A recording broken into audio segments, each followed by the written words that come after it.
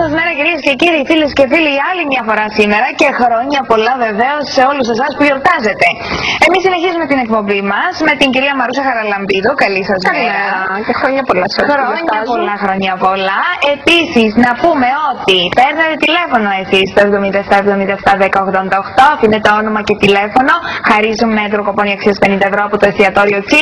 Χαρίζουμε έναν υπέροχο γούρι. Ένα υπέροχο γούρι για τη νέα χρονιά, να σας πάνε όλα καλά. Πάντα επιμένω ότι έχουμε και στην ελληνική, έχουμε και το ελληνικό Feng Shui. Γι' αυτό έφερα και τα γούρια, διότι είναι από... Ποιο γούρι θα μου δώσει να χαρίσουμε, να το δείξουμε? Το γούρι θα σου δώσω...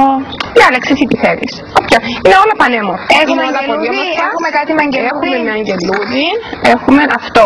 Εκείνο με το αγγελούδι βεβαίως, αφού είπαμε ότι είναι προσέξει, έχουν όλα καμπανάκια πάνω. Το καμπανάκι διώχνει την αρνητική ενέργεια.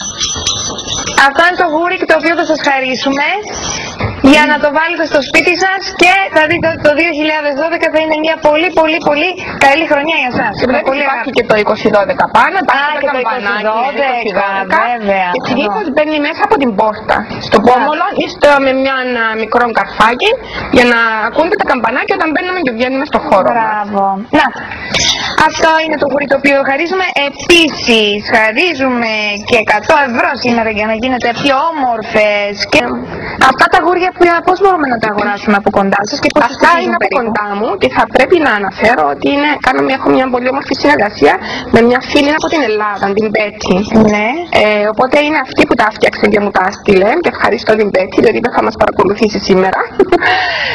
Οπότε αν μπορούν, υπάρχουν κοντά μου και μπορούν να τα αγοράσουν έτοιμα ή να τους δείξουμε το πιο απλό.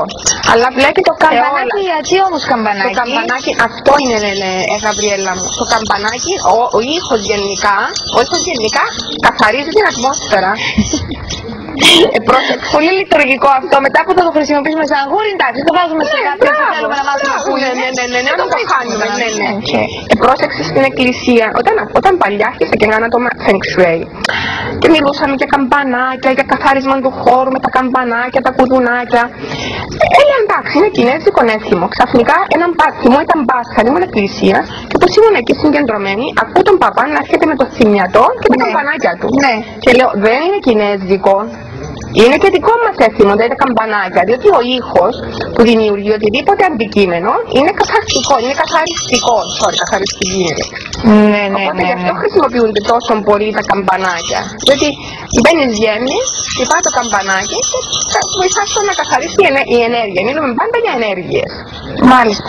Λοιπόν, ευχαριστούμε πάρα πολύ για την συζήτηση αυτή, για τις χρήσιμες πληροφορίες, για τις ιδέες που μας έχεις δώσει. Επειδή το γούρι αυτό είναι ένα υπέροχο δώρο για μένα προσωπικά.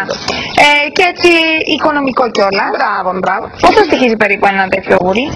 Αυτό έτσι όπως είναι τελειωμένο είναι γύρω στα 20 ευρώ. 20 ευρώ πουλά.